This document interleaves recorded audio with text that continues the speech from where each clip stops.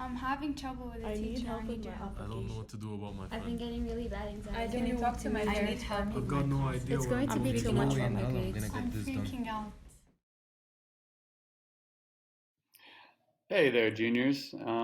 So for this week's video, last week we had talked a little bit about wanting to give you guys the option for those of you who are ready and wanting to kind of get a head start on next fall to work on pieces of your application. And so today we're going to specifically talk about letters of recommendation and how you can start to do your part to make that process as easy as possible for you, as well as talk about some of the kind of news and things that are going on. There's going to be a lot of questions that are still unanswerable, but we'll try to give you kind of up to date information as we get it kind of going forward. Let's start with the question though, have you updated your college list? So this was our recommendation to you last week in light of recent events and kind of re-looking at finances or comfortability with travel or where you might want to live, just kind of taking another look at your college list and making sure that's in a good place, because really that's the most important part of this process, is making sure that you have a good list that you feel comfortable with. And so you're not dedicating a lot of your time next year to doing all of these things that you could have already been doing. So again, more than any other piece right now, the first thing that you should do when you're ready to kind of move forward with this process is have a good college list ready. Hey guys, so in the next few minutes, we're going to be kind of focusing on two main areas. First of all, looking at what our process at AISR is to request a letter of recommendation, and also any new information that we've found out. So in thinking about your college list, the first thing you need to think about is what schools are on your list and where are you applying, because that's going to inform you if you actually do need letters of recommendation. So we can see if you're applying to the US on the Common App, usually it's 1 to 2 letters of recommendation. Again, it depends on the school, and your list is going to tell you that. If you're applying in California or Canada, currently letters of recommendation are not a requirement. But knowing that schools are moving away from SAT scores and knowing that grades this semester are going to look a little different for some schools, could this change? And so it's important to kind of revisit those schools and look at if there has been any changes recently.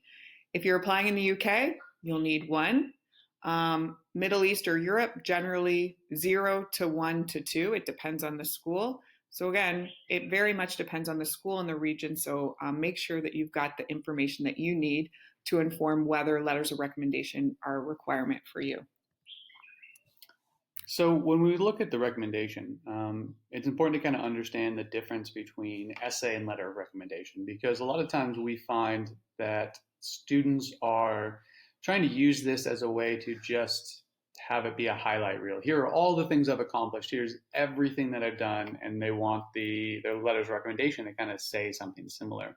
But really, the piece that's going to be key here is that this is really looking at you as a person, and they're looking for that connection, so that narrative.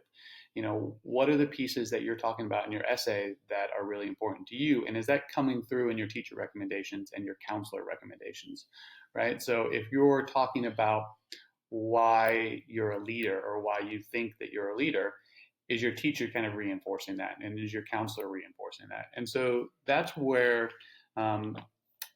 you can start to make some inroads into making sure that everyone's on the same page. And we'll talk about that in a little bit.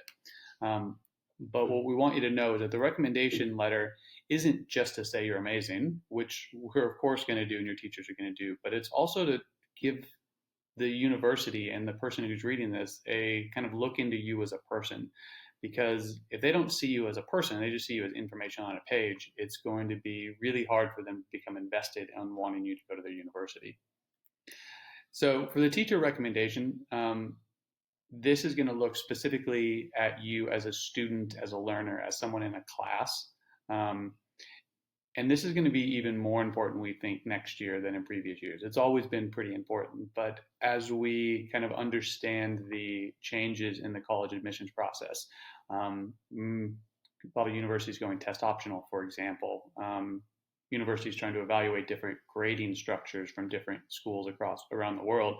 I think the recommendation letter is going to be really, really important. And so there's a video here that talks about what a strong recommendation letter looks like from admissions officers.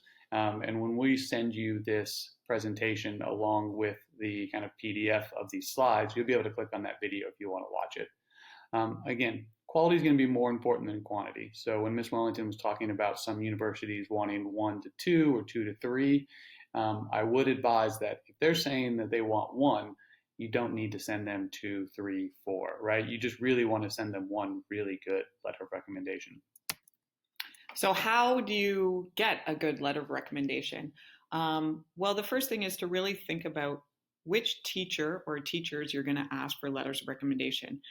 Usually you'll want to ask teachers that you have a really strong relationship with and that know you well, because they're going to be able to provide those details that make a strong recommendation letter.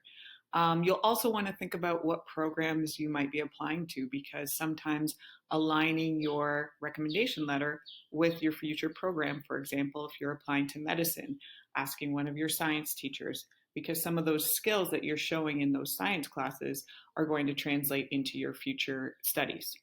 Now, the other way that you can help to be provided with strong recommendation letters is these info sheets. Now, when you ask a teacher for a letter of recommendation and they agree to it, the next step is going to be filling out these info forms. And we will link these in as well so that you have access to them. Now, there's 2 different ones you can see here. The first is for your teachers, and you're going to be providing teachers with those details that are going to help remind them of some of the attributes that you hope that they will touch on in their letter. The second is a counselor info sheet, and I'll talk about that in a second. Again, very similar. The more details you can provide, the stronger the letter of recommendation is going to be. So take your time on these. Both of them will require you to link your e-portfolio into the form. Now, the counselor recommendation, this is only required if you're applying on the Common App in the US, and not for all schools. So again, go back to look at your list. The teacher letter of recommendation looks at who you are as a student in the class. The counselor recommendation highlights who you are within the context of AISR. So it's looking at what you've contributed to the community, your extracurriculars, who you are within the context of our school. So this might be a requirement for some of you applying in the States. So I want to just piggyback on that, the last thing that Ms. Wellington was talking about in coming up with your counselor recommendation form. For those of you who are concerned about having a new counselor for next year and how they get to know you, again, one of the ways is just getting to know them, right? Making sure you're coming to their office, interacting with them, talking to them in counseling sessions, having one-on-one meetings. But I can tell you from experience, as somebody who's been a first-time counselor at a new school before, those sheets really help. The e-portfolios really help, and they give a better sense of who that person is as outside of just their kind of few and first interactions. And so that's something that for my students specifically, really recommend that you're putting some time into that either right now or over the summer so that your new counselor has that information when they show up next year. Now, Common App FERPA waiver, this is something that we'll talk about more next year and you'll hear about quite a bit. We just wanted to mention it for those of you who might apply over the summer. If ever you're applying in the United States and they're asking you if you want to waive your FERPA access, you always say yes. Always, always, always. Otherwise, one, the schools are going to see that you didn't waive your right to access, and they're not going to evaluate you with that letter of recommendation. And secondly, and more importantly, AISR won't be sending your recommendation letters.